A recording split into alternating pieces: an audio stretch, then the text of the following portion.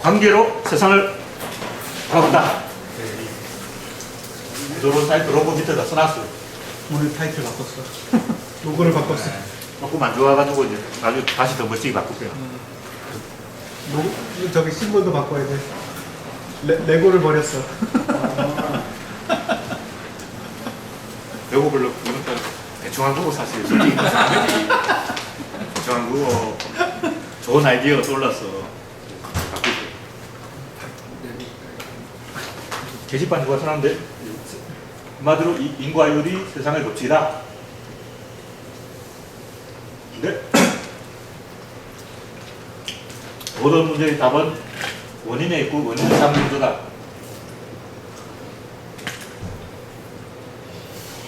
결과는 하부구조다. 왜 이렇게 상부구조, 하부구조라고 써놨냐면 이 원인은 인과는 시간 개념이야. 원인을 바꾸는 게 문제의 답인데 바꿀 수가 없어. 왜냐하면 원인은 이미 흘러간 물이야. 시간 지나가 버렸어. 원인이 서울대 입시에 낙방했다. 그럼 끝난 거야. 서울대 떨어져 놓자라고. 이 원인은 시간 개념으로 가면 답이 없다고. 입시에 떨어지고 낙방하면 끝이라고. 원인은 바꿀 수 없다 이렇게 되는 거지. 그래서 이제 시간으로 보지 말고 공간으로 보자. 공간으로 보면 이게 모래시계라고 보면 원인은 상부 구조고 결과는 하부 구조다. 이 원인과 결과를 시간적으로 보지 않고 공간적으로 보는 거지. 이게 굉장히 중요한 발상의 전환이에요. 이 세상 모든 것은 인과율로 설명할 수가 있는데 인과율을 시간적으로 보기 때문에 원인은 흘러간 물이 돼가지고 이미 원인이 지나갔기 때문에 우리가 문제를 해결하지 못한다. 그래서 공간으로 바꾸는 게 상부 구조, 하부 구조다. 이렇게 해놓으면 답이 나온다고. 근데 이제 이 원인은 인이라는 표현이 뭐냐면 이 사각형에 이렇게 돼 있다고. 여기 뭐 울타리가 딱 있어. 뭔가 딱딱해 보이잖아. 그래서 원인이라고 하면 단단한 것이다. 왜 원인이 단단하냐면 곡식을 심어보면 콩 심은 데 콩나고 팥 심은 데 팥다. 콩이 원인이고 팥이 원인인데 딱딱해. 콩 만져보면 딱딱해. 사람들이 원인은 딱딱한 것이다 이렇게 생각한 거예요. 근데 그럼 과연 원인은 딱딱한 것인가? 그렇다. 원인은 딱딱하다. 그렇지 않다. 원인은 물렁하다. 이 직관적으로 어느 게 맞는 것 같아요? 원인은 딱딱하다는 얘기 맞는 것 같이 일단 보면 이 딱딱한 거 이겨. 칼싸움에도 칼이 딱딱하면 이기고 칼이 무르면 깨져. 근데 노자는 또 무른 것이 딱딱한 것을 이긴다 그러고 그것을 가지고 또 무른 것이 이기는 맞는 것 같아. 원인이 무른 것 같기도 하고 딱딱한 것 같기도 하고 둘 다 맞다는 게 문제. 내가 이야기하려는 거는 원인은 사실 딱딱하다는 걸 이야기해요. 근데 보통 이제 우리가 어떤 문제가 있다. 문제는 고객의 문제다. 이 고객이 문제를 일으킨 것은 점원 때문이다. 점원이 원인을 제공하고 고객은 결과가 나타난다. 그러면 이 점원이 원인이다. 근데 점원은 아이걸라고 위에 시켜 끌라고 점주야 딱 점원 뒤엔 점주가 있어.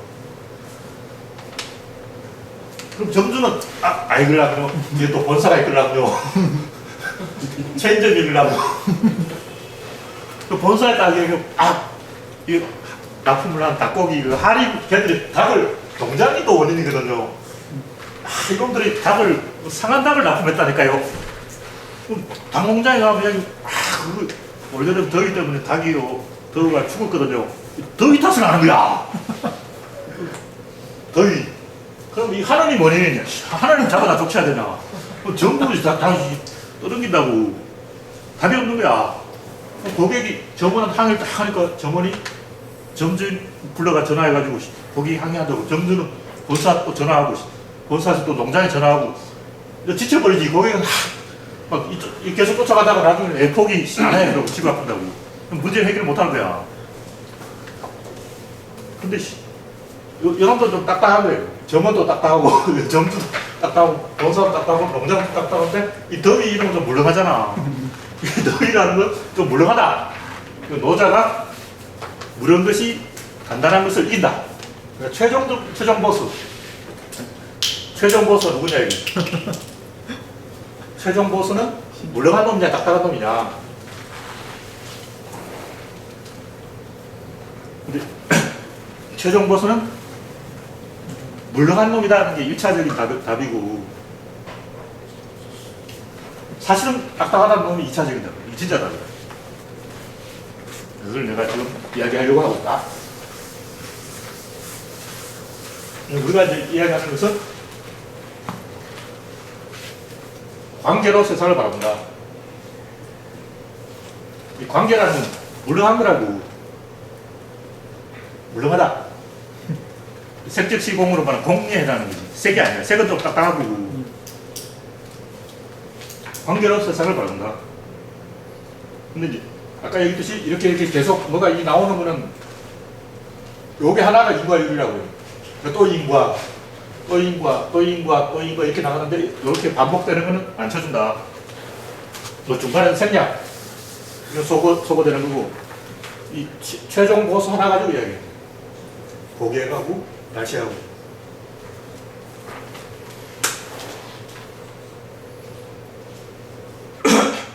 그래서 이제 최종 보수는 보통 원리 형태 나타나요. 시장 원리 이런. 이 원리가 성립하는 것은 에너지장이다. 이렇게 하면 또 물렁한 것 같아요. 뭐가 물렁하잖아. 딱딱하지 않아. 최근에 이제 관성의 법칙 게시판 또 어떤 분 신형균님 쓰셨나? 예. 관성의 법칙. 이거 하나로 이 구조는 모든 걸 설명할 수 있어요. 근데 이 관성의 법칙을 보면 그 뭐야 물체의 외부로부터 힘이 작용하지 않으면 그 운동 상태는 변하지 않는다. 이거 굉장히 맞는 말 같은데 내가 예전에 했듯이 명사로 설명해야 될 걸 동사로 설명하고 있다고. 뭐가 이상하잖아. 뭔가 아닌 것은 아니다 이렇게 이중부정이야. 아닌 것은 아니다. 뭐 이 희한한 얘기를 하고 있어. 이걸 거꾸로 말하면 돼. 거꾸로 말하면 물체의 외부로부터 힘이 작용할 때 그 작용척과 상대적인 관계에 의해서 물체의 운동 상태가 결정된다. 이게 뭐냐면 그 관성의 법칙을 여러분이 사전을 한번 찾아보라고. 그러니까 물체의 외부로부터 힘이 작용하지 않으면 그 운동 상태는 변하지 않는다. 여기 보면 물체라는 단어가 나오고 외부, 힘, 작용, 운동 상태, 불변 졸라 많아. 지금 이게 굉장히 짧은 문장인데 6가지 이야기하고 있어. 이게 뭐냐면 결국 물체와 외부를 이야기하고 있다고. 그 사이의 관계를 이야기하고 있어. 관계를 이야기하고 있는 거예요. 관계는 변하지 않는다. 이 말은 뭐냐면 관계가 존재한다는 얘기지. 그럼 그건 뭐냐면 물체와 외부와의 관계가 중요하다.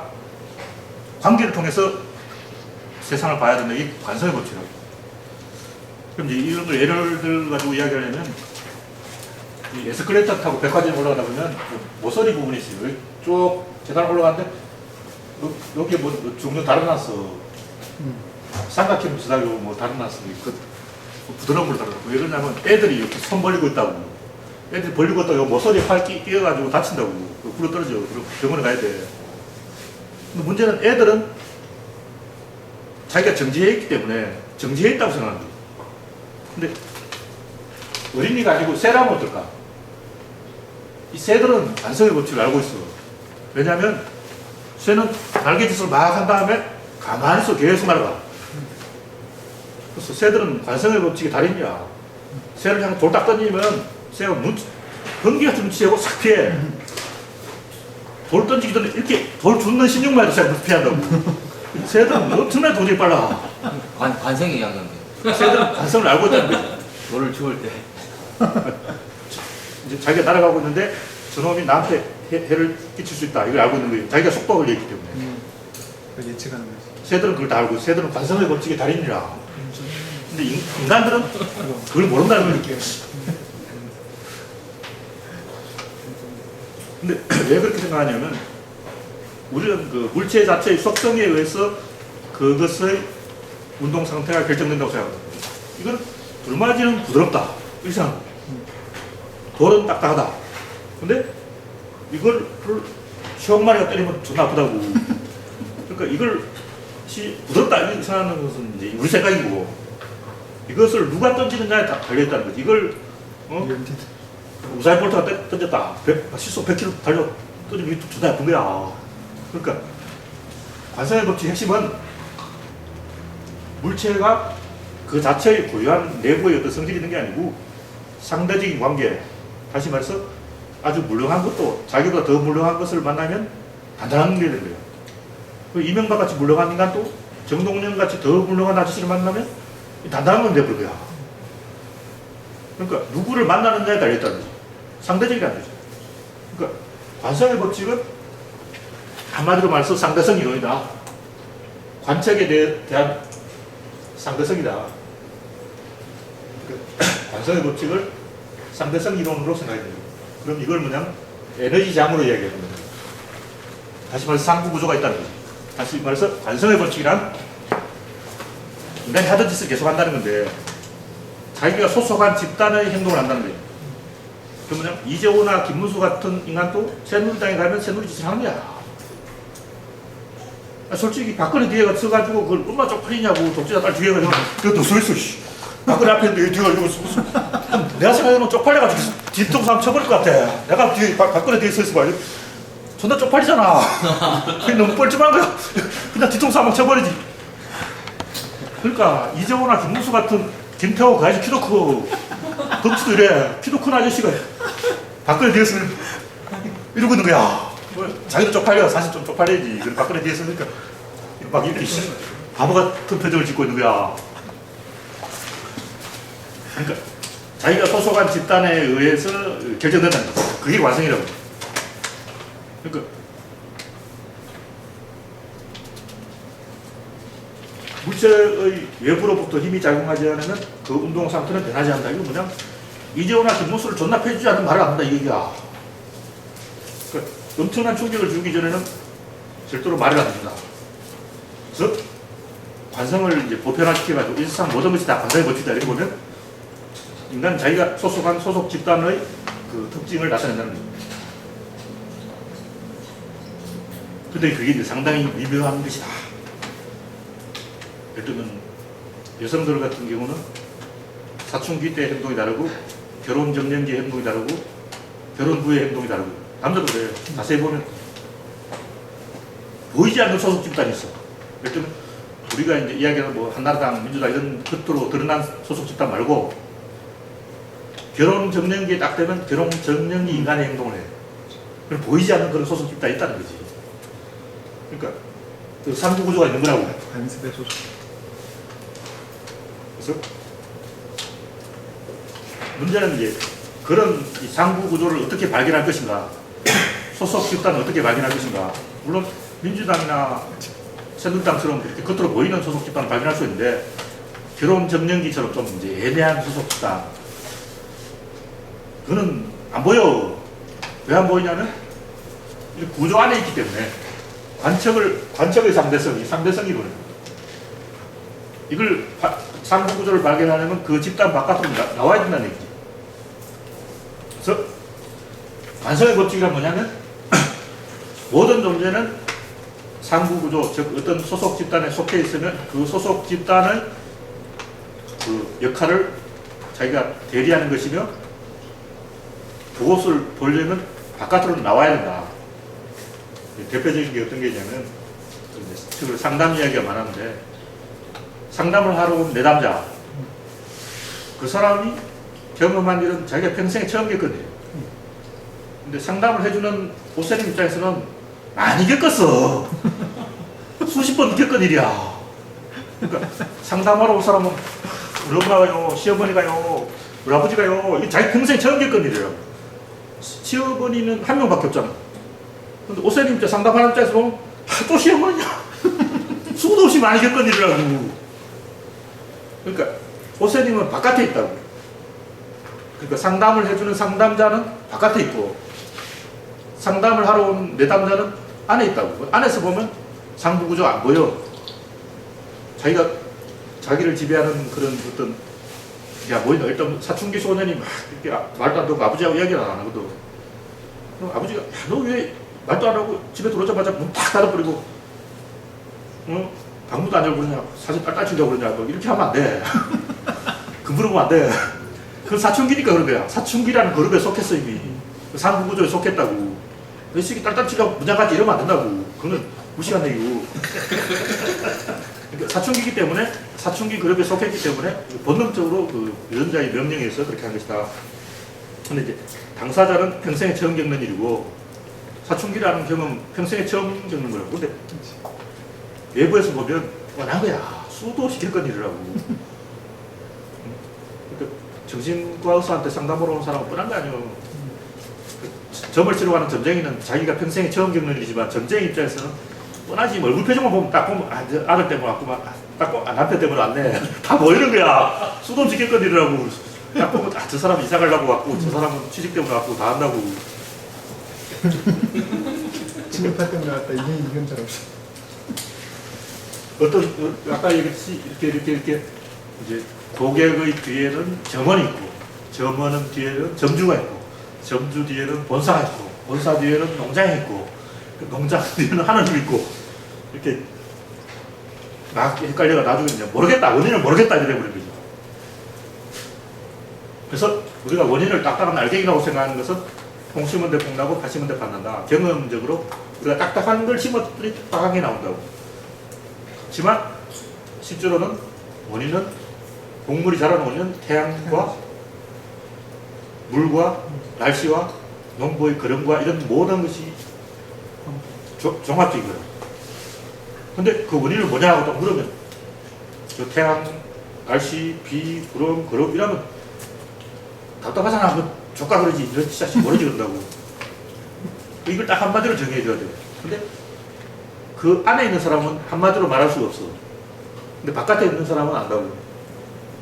안에 있는 사람 막 고민 때문에 막 그리고 막 이런데 바깥에 있는 사람 딱 보고 남편 때문에 왔구만 대장. 바깥에 있는 사람은 그냥 1초만 알아. 딱 보면 알아. 그러니까 관측의 상대성 우리가 사건 안에 있기 때문에 사건의 전모를 보지 못하고 물렁한 것이 원인이다. 노자가 말했듯이 부드러운 것이 원인이다. 이렇게 생각하는데 바깥에서 보면 뻔해. 그 울타리가 나와.